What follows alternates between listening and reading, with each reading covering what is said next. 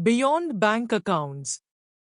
In a small town called Sunnyvale, there lived an elderly woman named Daya. Her home was simple, with wooden chairs, old books, and a cozy kitchen where she brewed tea each morning. Daya wasn't wealthy by most standards. She didn't own a car, had only a modest bank account, and her clothes were neatly stitched by hand.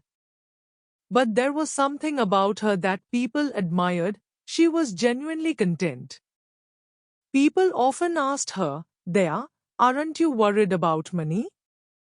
Don't you want a bigger house or fancy things? Daya would smile softly and say, money fills bank accounts, but it doesn't always fill hearts. Daya spent her days helping her neighbors in small, thoughtful ways. She'd help the young couple down the street by babysitting their children, she'd give fresh tea to the postman on hot days, and she'd share her delicious homemade bread with anyone who needed it. Her actions were small, but they touched many lives. One day, a young man named Ravi, who had just gotten a well-paying job in the city, came to visit Daya. He wanted to know the secret to her happiness. Daya, Ravi began, I have a great salary, a big house, and many friends. But sometimes, I feel empty. You seem to have so little yet look so fulfilled. How do you do it? Daya looked at him with kind eyes and invited him in for tea. It's simple, Ravi, she said, handing him a steaming cup. I have invested in things that don't go into a bank account. Kindness, patience, and love, these grow in the heart, not in a bank. Ravi sipped his tea, feeling the warmth of her words. But how do you manage without money? Isn't it difficult? She chuckled softly.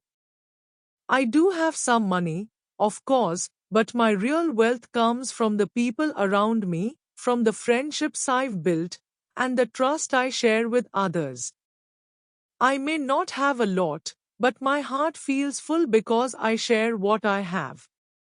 It's a different kind of bank account, one that can't be measured in numbers. As they talked, Ravi realized that he had been so focused on earning and saving money that he had forgotten to truly connect with people. He spent hours at work but had no time for small joys or meaningful friendships. He thought back to his childhood in Sunnyvale, where neighbors shared meals, kids played together in the streets, and everyone knew each other by name. That evening, Ravi decided to change his approach. He started visiting his parents more, lending a hand to friends, and finding time to be part of his community. Slowly, he began to feel a change within himself. Each kind gesture, each moment spent with family, filled a part of him that his bank account never could. Years later, as Ravi walked through the town with his children, he saw Daya sitting on her porch, watching the sunset.